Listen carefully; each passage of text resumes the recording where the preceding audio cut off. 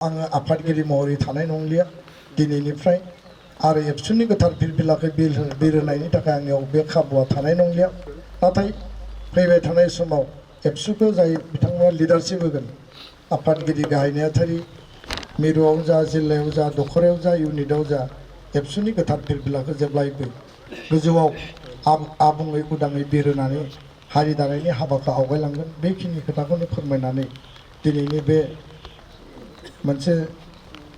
जारिमिनारि खोन्दो आंनि थाखाय आबेगिक